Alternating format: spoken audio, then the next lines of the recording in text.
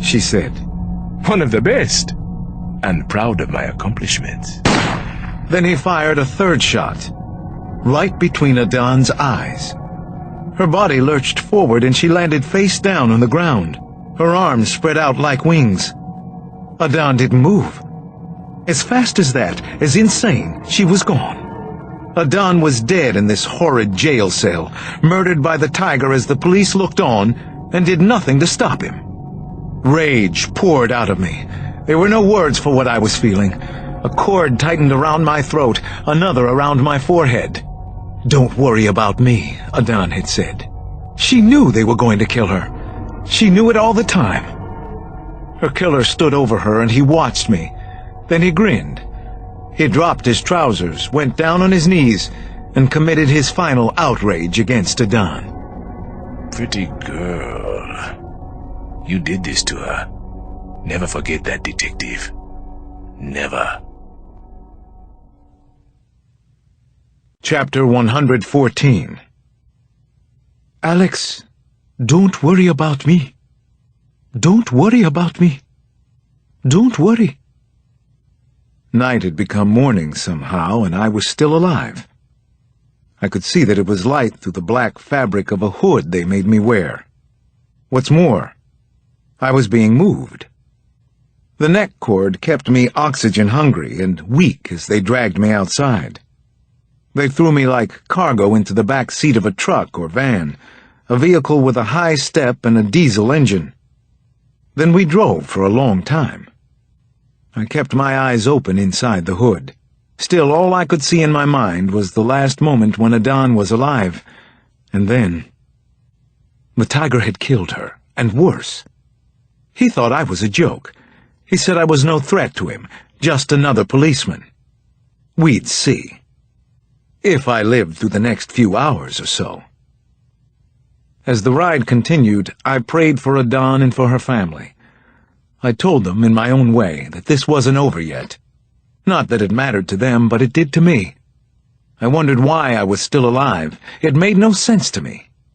Another mystery. When we finally stopped, car doors opened on either side of me.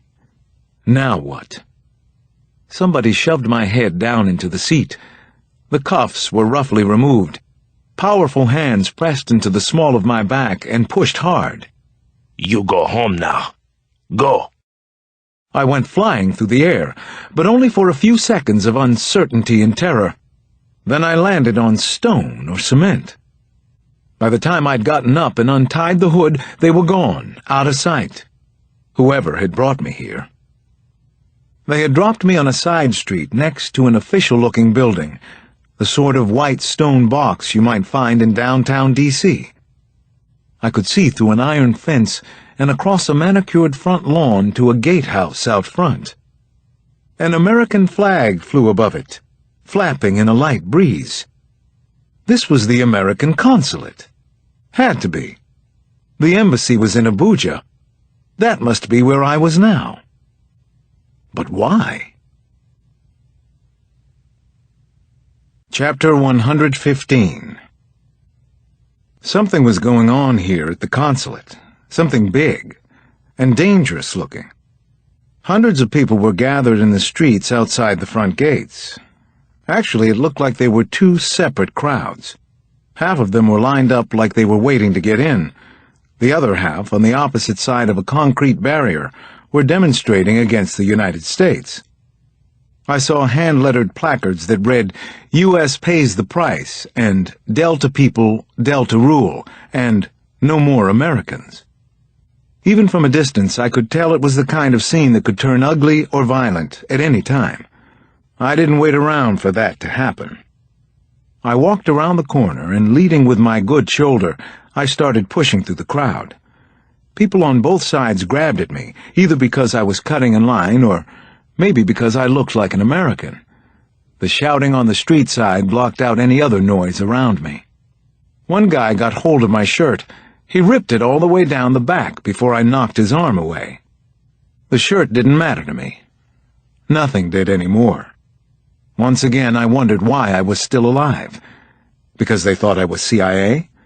Because I had friends in Washington? Or maybe because they finally believed I was a cop? I made my way to the main gate. Standing there, filthy and barefoot, with no passport to show, I told the double-chinned Marine who got in my face that my name was Alex Cross, I was an American police officer, and I had to speak with the ambassador right away. The Marine didn't want to hear it. Not a word. I was kidnapped. I'm an American cop, I told him. I just witnessed a murder. Out of the side of his mouth, the Marine muttered, "Take a number." Chapter 116. I was going more than a little crazy now, but I had to hold my emotions in. I had stories to tell someone, information to give, Adon's secrets to share with someone who could make a difference. I got several minutes of healthy skepticism at the gate before I finally convinced a Marine guard to call in my name. The response came back right away. "Bring Detective Cross inside." It was almost as if they were expecting me. I wasn't sure if that was a good sign or not. Given my recent history, probably not. The consulate lobby, with its metal detectors and bulletproof glass on all the windows, felt like an urban police station. People were lined up at every desk and window, most of them clearly agitated, waiting to be seen. All the American accents, and a portrait of Condoleezza Rice presiding over the room, played tricks with my mind about where I was, and exactly how I had gotten here. Once inside, I was met by a non-military escort in an off-white suit. He was Mr. Collins, a Nigerian of some unspecified position here. Unlike the Marine who'd brought me this far, Collins was friendly and animatedly answered a few questions as we walked. "There's been at least one rebel attack in River State today," he explained, gesticulating the whole time. "Much bigger than we've seen before. The government won't admit to it, but the independent media is calling it the beginning of a civil war." The populist buzz on the first floor gave way to crisp officiousness and hushed conversations on the second. I was taken straight to the ambassador's consular suite, where I waited outside his office for several minutes, until a dozen men, black, white, and 4 who looked Chinese, walked out all at once. Each of them appeared somber and nervous. No one met my gaze, or perhaps no one was in the least interested that I was sitting there barefoot and in rags. Mr. Collins politely held the door for me, then he closed it from the outside. Chapter 117. Ambassador Robert O'Lean was tall and willowy, almost too thin, a silver-haired man of maybe 60. He stood behind his large antique desk, flanked by American and Nigerian flags. 2 aides stayed where they were, on a small couch in an alcove off to one side. "Mr. Cross," he shook my hand, unsmiling. "My God, what happened to you?" "A lot. I won't waste your time. I'm here about a man, a killer known as the Tiger. It's a matter of Nigerian and American security." He swept my words away in the air. "I know why you're here, Mr. Cross. I've been getting all kinds of pressure from Abu Rock about you." "Excuse me? Abu Rock?"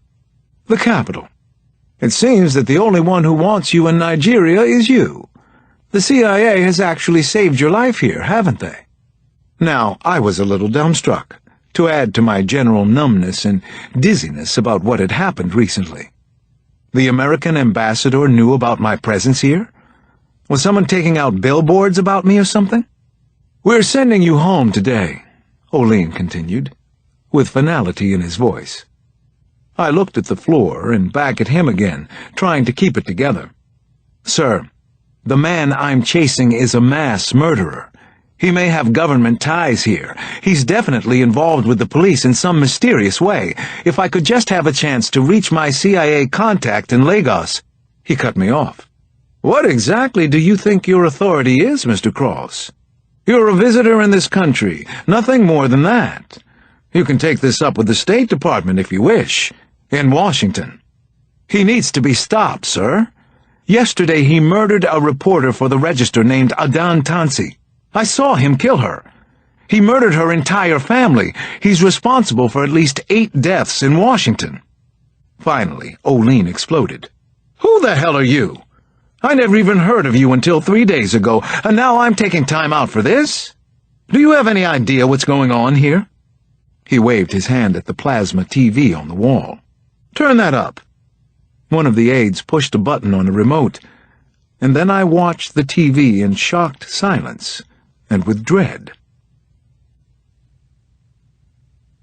Chapter 118. The TV was turned to CNN. A British reporter was speaking over an image of an upscale housing complex, white 2-story buildings in neat rows, shot from high above. The overlay read, "Breaking news. Summit Oil Residential Compound, Bonny Island, Nigeria." "Never before have families been taken," the reporter was saying, "and certainly never this number of live hostages. In an email to the international press, People for the Liberation of the Niger Delta now have claimed responsibility for the incident, with these shocking images attached to their message." The screen switched to a grainy infrared video. Dozens of people sat along the floor of a dark hallway. Their heads were covered and hands tied, but it was easy to tell there were men, women, and children on the film. Some of them were crying, others moaning piteously. "Those are British and American citizens," Ambassador Olene informed me. "Every one of them. Consider yourself lucky to get a flight out of here at all." "What flight? When?" He held up a hand, looking back at the TV. "Look at this, will you? Do you see what's happening?" Armed troops were streaming out of a truck, single file. The British reporter went on. "Government forces have established a perimeter around the entire complex, while economic pressure mounts internationally.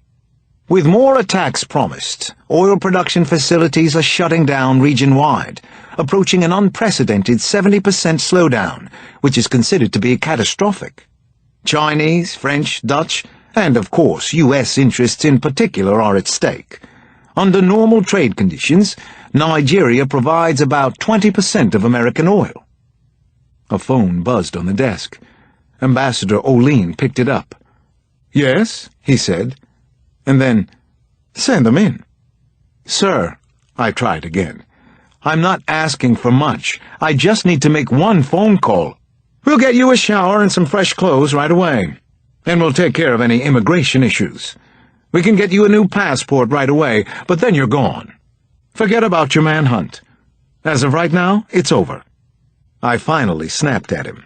"I don't need a shower or fresh clothes. I need you to listen to me. I just witnessed a reporter named Adan Tansi being murdered at the Kirikiri prison. She was writing an important story that has relevance to the violence near the oil fields." The doors to the office opened, and Olene's eyes shifted right past me. It was as though the moment I raised my voice, I'd lost him. He didn't even respond to what I'd said. He spoke directly to the double Marine escort waiting there. "We're all done here.